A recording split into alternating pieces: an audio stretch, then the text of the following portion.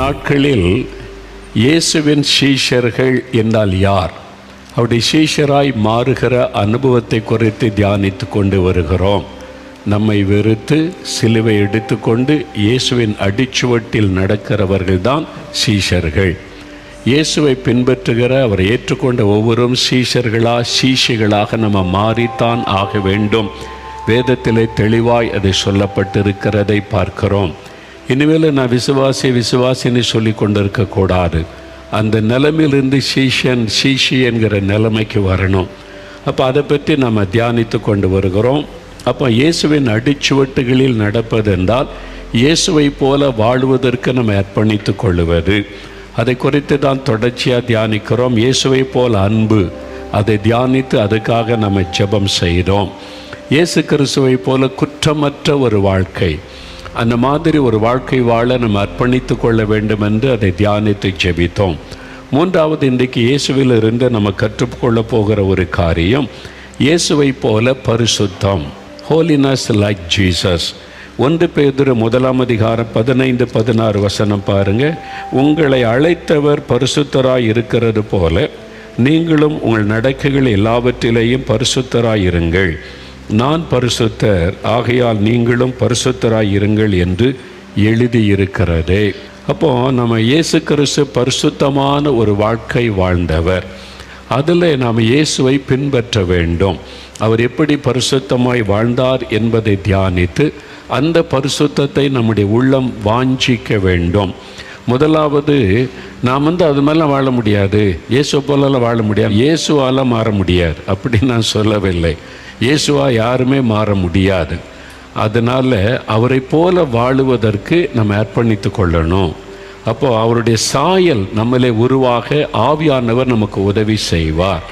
அதனால் அந்த ஆசை நமக்கு இருக்கணும், அதற்காக அர்ப்பணிக்கணும். ஆண்டவர் நம்மை நடத்துவார். அதனால் நான் முற்றிலும் பரிசுத்தமாயிட்டேன், இப்போ பாவமே என்கிட்ட இல்லைன்னு சொல்கிறதுக்கு இந்த உலகத்தில் ஒருவரால் முடியாது. பரிசுத்தமாகிறவன் இன்னும் பரிசுத்தமாகட்டும், அப்படி தான் வெளிப்படுத்தின விசேஷத்தில் பார்க்குறோம். முழு பரிசுத்தம் ஆகிட்டேன் இயேசுவை மாதிரி அப்படின்லாம் ஒருத்தர் சொல்ல முடியாது. ஆனால் இயேசுவின் பரிசுத்தத்தை நம்ம வாஞ்சித்து ஜெபம் பண்ணினா பரிசுத்தத்தின் மேல் பரிசுத்தம் ஒவ்வொரு நாளும் அதில் கடந்து செல்லுவோம். அந்த ஆசை முதலாவது நமக்குள்ளே இருக்கணும். அதுதான் சொன்னேன். நீங்கள் 4 சுவிசேஷத்தை வாசித்து இயேசுனுடைய நடக்கைகளை நல்லா கவனித்து அதன்படி வாழ ஆசைப்பட்டு ஜெபிக்கணும். நான் அப்படி ஆசைப்பட்டு தான் ஜெபம் பண்ணி தான் இயேசுவை உம்மை போல என்னை மாற்றுங்க அடிக்கடி இன்றைக்கு வரைக்கும் ஜெபிக்கிறேன்.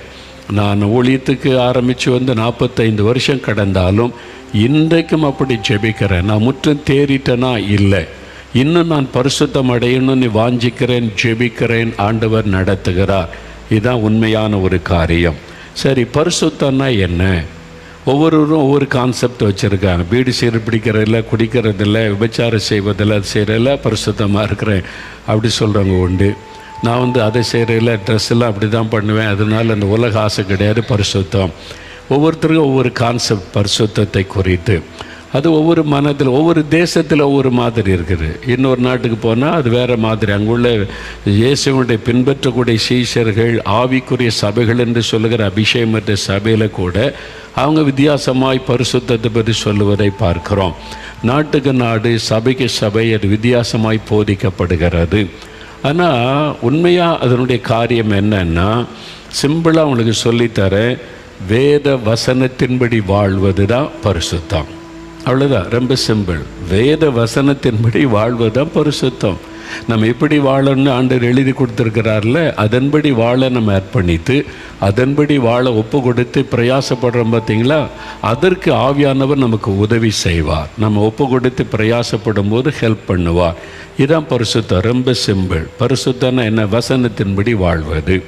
சரி, இயேசுடைய வாழ்க்கையிலேருந்து தானே நம்ம கற்றுக்கொண்டு வருகிறோம். இயேசு என்ன சொல்கிறார் பாருங்கள். அவரே சொல்லுகிற ஒரு காரியம். மார்க் 6:34 பாருங்கள். மார்க் எழுதின சுவிசேஷம் 6:34 பாருங்கள். இயேசு ஒரு இடத்துக்கு வருகிறார். திரளான ஜனங்கள் அங்கே வர்றாங்க. இயேசு கிறிஸ்து சாப்பிட கூட டைம் இல்லாமல் கொஞ்சம் ஓய்வெடுக்கலான்னு படகுல அக்கறைக்கு போகிறார். இயேசு இங்கே தான் போகிறாருன்னு கண்டுபிடிச்சி மக்களெல்லாம் நிறைய கூட்டமாக காத்திருக்கிறாங்க. என்னடா அவங்க எங்கே போனாலும் நம்மளை டிஸ்டர்ப் பண்ணுறாங்களே அப்படின்னு நினைக்கல. அந்த 36வது வசனம் பாருங்கள். முந்தின வசனம் வாசித்து அவங்களுக்கு தெரியும். அவர்கள் புறப்பட்டு போகிறதை ஜனங்கள் கண்டார்கள். அவரை அறிந்த அநேகர் சகல பட்டணங்களிலுமிருந்து கால்நடையாய் அவ்விடத்திற்கு ஓடி அவர்களுக்கு முன்னே அங்கே சேர்ந்து அவரிடத்தில் கூடி வந்தார்கள். இயேசு போய் சேர்றதுக்குள்ளே பெருங்கூட்டம் வந்துட்டாங்க. இயேசு ரொம்ப களைப்பாக கொஞ்சம் ஓய்வெடுக்கலான்னு போகிறார். வந்துட்டாங்க. இயேசு கரையில் வந்து அநேக ஜனங்களை கண்டு அவர்கள் மேய்ப்பனில்லாத ஆடுகளைப் போல் இருக்கிறபடியால் அவர்கள் மேல் மனது உருகி அநேக காரியங்களை அவர்களுக்கு உபதேசிக்க தொடங்கினார். அவர் மனது உருகி பிரசங்கம் பண்ணினார்.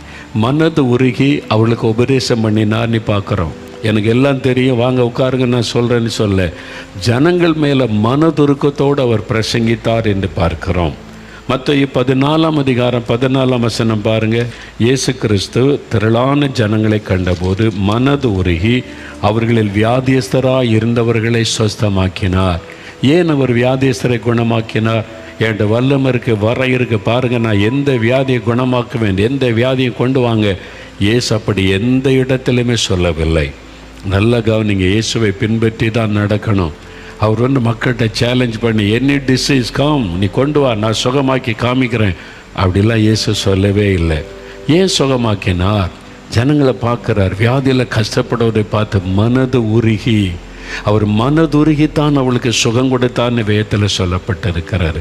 மனதுருகித்தான் அவர் பிரசங்கம் பண்ணினார், மனதுருகித்தான் சுகம் கொடுத்தார், வியாதியஸ்தரை குணமாக்கினார். பெருமைக்காக அவர் அற்புதம் செய்யவே இல்லை. இதை புரிந்து கொள்ளுங்கள். இயேசுவை தான் நம்ம பின்பற்றணும், அவருடைய அடிச்சுவட்டில் நடக்கணும். மத்தேயு 15:32 பாருங்கள். பின்பு இயேசு தம்முடைய சீஷர்களை அழைத்து ஜனங்களுக்காக பரிதபிக்கிறேன் என்று சொல்கிறார். I have compassion on the multitude. இந்த திரளான மக்களை பார்த்து நான் மனது உருகுகிறேன். மனம் பாதிக்கப்படுது. இவ்வளோ ஜனங்க காத்திருக்கிறாங்க, பசியோடு இருக்கிறாங்க. அவங்களை வெறுமனே அனுப்பினா வழியில் சோர்ந்து போவாங்க. அவங்கள பட்டினியாய் அனுப்பிவிட எனக்கு மனதில்லை. அவங்கள போஷித்து அனுப்பணும். அதனால் ஆண்டவர் அற்புதம் செய்கிறார். 5 அப்போ 2 மீனை எடுத்து பகிர்ந்து கொடுத்து, ஏன் அந்த அற்புதம் செய்தார்? என்கிட்ட வல்லம் இருக்குது பாருங்கள், வரம் இருக்குது பாருங்கன்னு செய்யலை. ஜனங்கள் மேலே மனதுருக்கம். ஐயோ, இந்த ஜனங்களை சோர்ந்து போவாங்களே, பசியோடு நான் அனுப்பக்கூட. இந்த மனதுருக்கத்தினால தான் இயேசு அற்புதம் செய்தார்.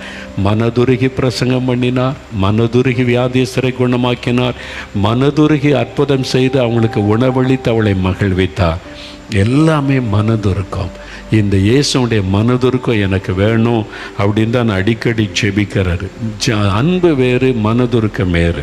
அன்பு எல்லார்கிட்டையுமே இருக்குது. கடவுள் நம்பிக்கை எல்லாரும் கூட அன்பாக இருப்பாங்க. ஒரு ஆள் அடிப்பட்ட ஓடி போய் ஹெல்ப் பண்ணுவாங்க. அன்பு எல்லாத்துக்கிட்டையுமே இருக்கும்.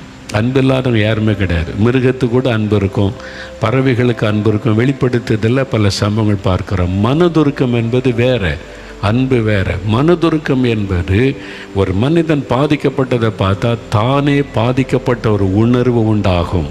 ஒரு குழந்தை பாதிக்கப்பட்டதை பார்த்தா தன் குழந்தை பாதிக்கப்பட்டால் எப்படிப்பட்ட ஒரு வேதனை துக்கம் வருமோ அந்த பாதிப்பு உள்ளத்தில் உண்டாகும். அதான் மனதுருக்கம். இயேசு கிறிஸ்து லாசரு கண்ணன் முன்னால் நிற்கிறாரு. அவன் மறித்து தான் எல்லாரும் அழுறதை பார்த்த உடனே அவரால் அடக்கி கொள்ள முடியல. அவர் ஒரு கடவுள், கண்ணீர் விட்டு அழுகிறார். அந்த மனதுருக்கம், என் பிள்ளைங்க அழுறாங்களே, அந்த பாதிப்பு ஆவியிலே நிறுக்கப்பட்டார் என்று பார்க்கிறோம். அந்த மாதிரி ஒரு மனதுருக்கம் என்பது அது பரிசுத்த ஆவியானவர் நம்முடைய உள்ளத்திலே கொடுப்பதான் மனதுருக்கம். அது நாம வருவித்து கொள்ள முடியாது. அப்போ ஆரம்ப நாட்களில் ஆண்டவர் சொன்னார், உன்னை திறப்பில் நிற்க தெரிந்து கொண்டேன் அப்படின்னு பேசினார் என்னுடைய ஊழியத்தின் ஆரம்ப காலத்தில். அப்போ எனக்கு தெரியல திறப்பில் நிற்கிறதுனா என்னதுன்னு. அப்போ சொன்னார், ஒன்று நீ தேசத்துக்காக திறப்பில் நின்று மன்றாடி செபிக்கணும். தேசத்தினுடைய பாவம் அக்கிரமம் பெருகும்போது தேசத்துக்காக மன்றாடி செபிக்கணும். ஒன்று.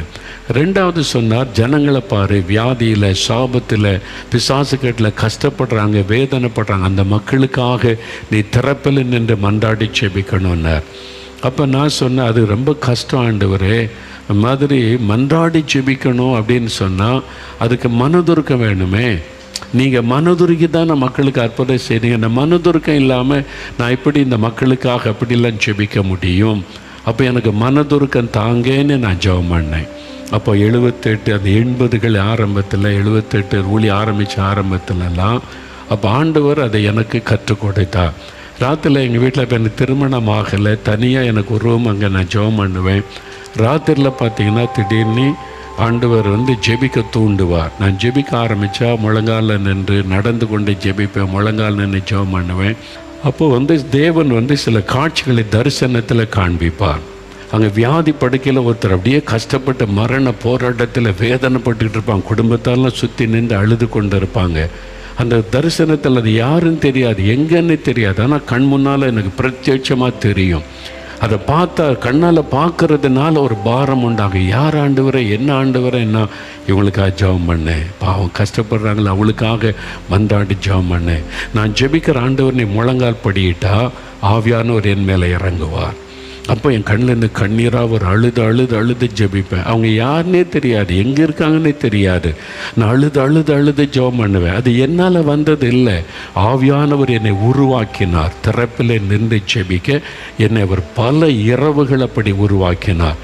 ராத்திரி முழுதும் ஜெபம் பண்ணிக்கிட்டே இருப்பேன். ஒரு ஆள் காமிப்பார், அது முடிஞ்சோடனே இன்னொருத்தர் காய்ப்பார். குடிகாரன் குடிச்சிட்டு மனைவி அடிக்கிறது, பிள்ளைகளை வேதனைப்படுத்துறது, அவனுடைய ரட்சிப்புக்காக ஜெபம் பண்ணு.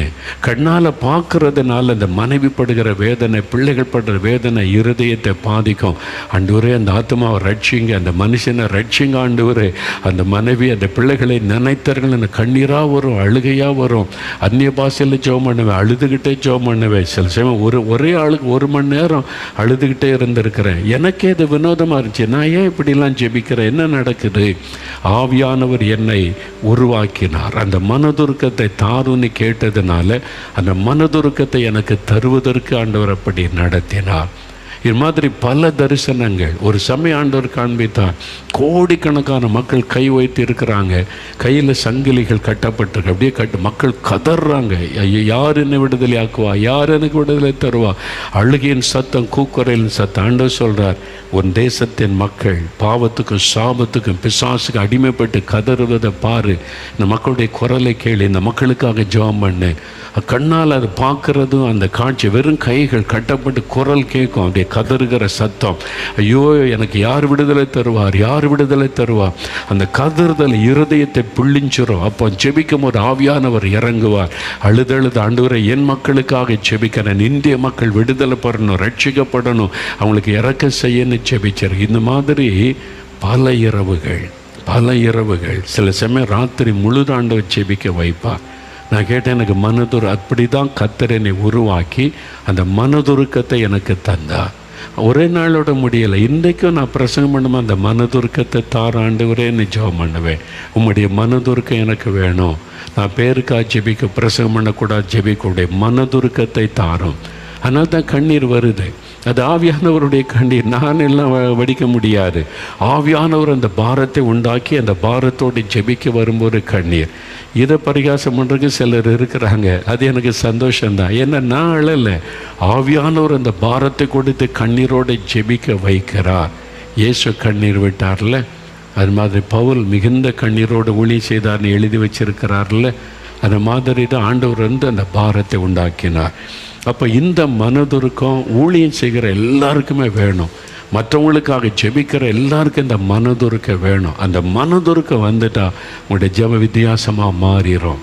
நீங்கள் ஒரு சொட்டு கண்ணீர் வடிச்சிட்டா அது 4 மணி நேரம் ஜெபத்தினுடைய வல்லமையை நீங்கள் உணர முடியும். இருதயம் நொறுங்கி ஒரு சொட்டு கண்ணீர் வடிக்கிறதில் அவ்வளோ பெரிய வல்லமை இருக்கிறது. அது சும்மா வராது, ஆண்டவருடைய மனதுருக்கம்.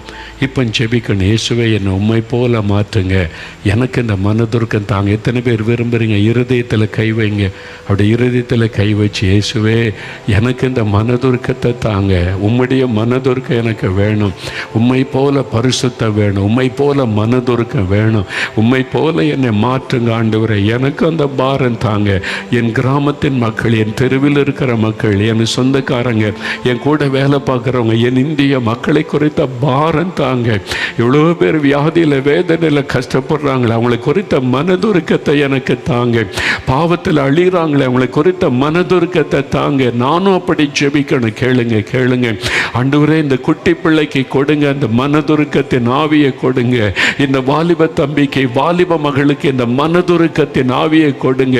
மனதுருக்கத்தின் இருதயத்தை கொடுங்க. இந்த சகோதரிக்கு, இந்த சகோதரனுக்கு, இந்த தாயார் தகப்பனாருக்கு, ஊழியம் செய்கிற எல்லாருக்கும் இந்த மனதுருக்கத்தை கொடுங்க ஆண்டவரே. உம்முடைய மனதுருக்கம் எங்களுக்கு வேணும். இயேசுவின் மனதுருக்கம் எங்களுக்கு வேணும்.